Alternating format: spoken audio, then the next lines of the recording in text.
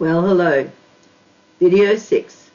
This is going to be a pretty short one. It's really wanting to talk a bit about the part that relationships play in the lives of people with disability. And I think that we're going to talk about this a lot over the course of these videos. And I'm hoping that other people will come and talk about the things that they've learnt and understood as well. But the whole notion of the disconnection of people with disability from the real world kind of starts, doesn't it, from that view where people will be in special places. So not only does that cause a tremendous difficulty for people with disabilities to learn how to be in the real world other than in their family settings, but it also means that the rest of the community finds themselves pretty ill-equipped to be in any way useful to people with disabilities. Now, I think I might have mentioned in an earlier, maybe the first one, or maybe in the third one around the 5 frameworks for accomplishment, that in Townsville, when my children were small, and they're a great age now, Jane's nearly 49, and yeah, they just go down from there. I think that the Townsville community was very, very nervous of people with disability. But as time's gone on, I think that they've gotten a lot better at that. And so, that first framework for accomplishment, which is presence, has been a very powerful thing for many, many people with disabilities, who at least those who've got one-on-one support. Now, when people move out into the community in a group, the community sees that group as a group. They don't see individual people in that group. And I think that there can be a source of nervousness and rejection of people when people are moving around the community in a group.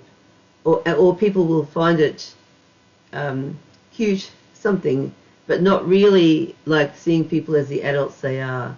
There was a local organisation here in Queensland who never really dispersed that idea that people with disabilities grew up to be adults.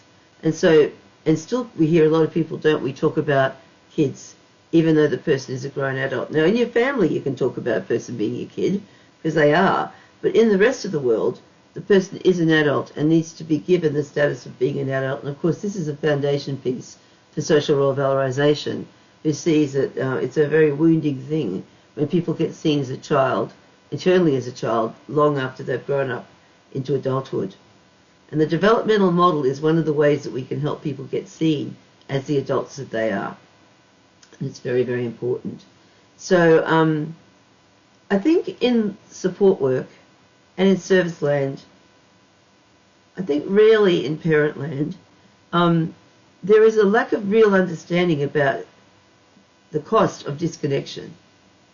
Like, you could be forgiven for thinking when you get people, really lovely workers, and the person really likes them, maybe loves them, and maybe that's even reciprocated the most loveliest of ways, that the person's fine now because they've got people. But those people come and go. And the cost of that, when there's no one else to take the place of that, of the relationship that's been built between people, is a very, very big thing, very sad thing for people. So those of you who are parents, I don't want to make you cast down today, but I'm pretty sure most of you know this, even if you don't speak of it very often, that the lack of people in the person's life, sometimes even the lack of siblings in the person's life, can be very, very hard and very heartbreaking. To be seeing this happening to your child and not having any real way of making that change that we would like to see. And I would like to tell you that after years of working on this, I'm still not always sure about how to build this capacity beyond a certain level. Not because I don't think that people are extraordinarily attractive and could offer so much to other people, but we are all in the community still victims of segregation. That is, people not being with us, and congregation, all the people with disability being with each other. I think I said this on another video. I'm just going to say it to all those parents who might now be thinking, I've got a big judgment on you because you actually have a son or daughter who's actually living in a group home or going to a day program. I have no judgment, because whether you know it or not, your choices are so limited in terms of what else would happen that I don't know how on earth you would ever make a different choice unless someone came along to help you work out how to build that one-on-one kind of relationship and how to help people escape from that kind of world into this other one, And then maybe you need to be convinced about the difference that can happen when that happens. So, and I want to say right from the get-go, if you think I think that all one-on-one support is fabulous, I don't. I don't. I see it all the time. A lot of it is terrible, but there's less excuse, isn't there? Because there's just this one-on-one relationship, and so the working relationship between the person with disability and their worker, and the kinds of things that this worker should be able to do, be empowered to do, be instructed to do, and be taught to do, are the things that we need to be paying attention to.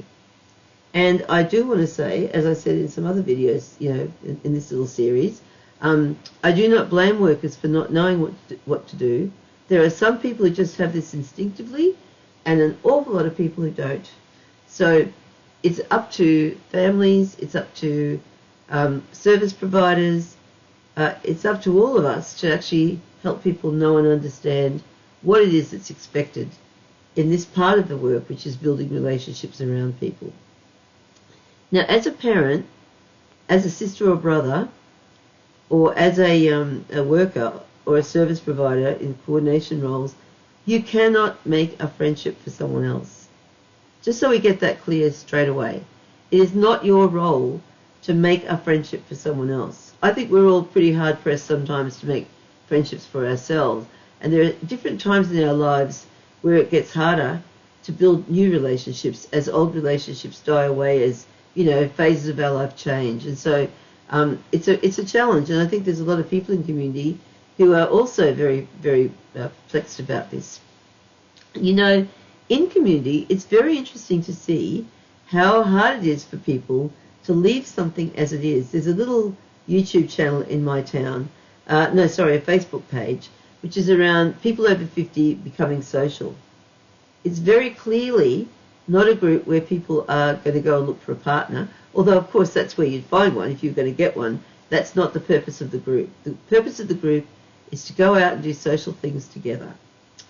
But I see these little things creeping in where people are putting their photographs on. These are old people, my age, putting their photographs on. And it's a kind of a little market thing, hi, I'm here, I look pretty good, how about me? And I think that that's sad. And I think that happens in all of our relationships, where we find a little space or place where something could happen, and then we try and make it something different, and then it all messes up. So when I'm talking to you about this in relation to people with disability, one of the things I think that we all need to be extraordinarily mindful of is how many times a person turns up, they meet the individual, the person with disability, there's an attraction, they really like that person and they'd like to spend time, and they are spending time, and then either another worker or a family member will say, you know what, you make a great worker. And so we start to throw the concept of money at this relationship. And I don't find very many of those relationships that survive that drive. So when a person comes into the individual's life and shows an interest in that individual, I think we need to be very, very mindful not to be thinking that a paid role would be a more valued role. Maybe to us, but maybe not to the person with disability. Even though it might mean that person is more consistently in their life, because this is the other thing about friendships, isn't it? Like, you can't judge other people's friendships. Just like as workers, you can't judge the relationship between parent and child or adult child in this work.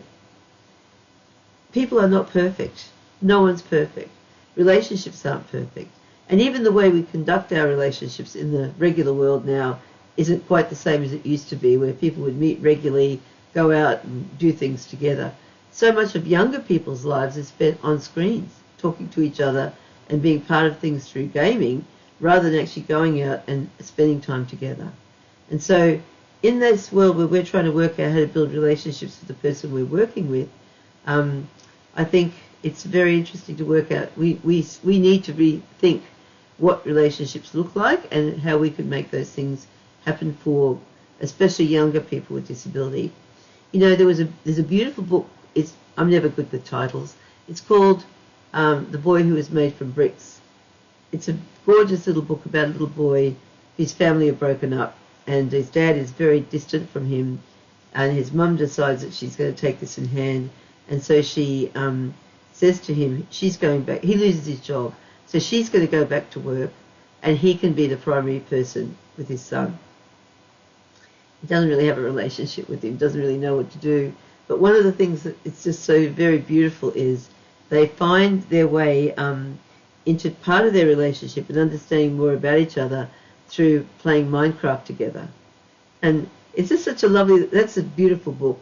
I might put that on Facebook, by the way. I'm on Facebook, for those of you who don't know, under Anne Greer. I'll put I'll find the title and the author and send that out that way, because at the moment I've got this wonderful person doing my technology, and I'm not going to ask her to do one extra thing. But Nadia, if you actually can do that for us and put it on the bottom here, that would be great too. Thank you. All right, we're not going to take much more time now. I'm going to try and do some around 10 or 11 minutes and see whether you like those better, and break up some of this stuff so it's in little chunks. This is the bit for today, so thank you for watching, and we will see each other soon. Bye.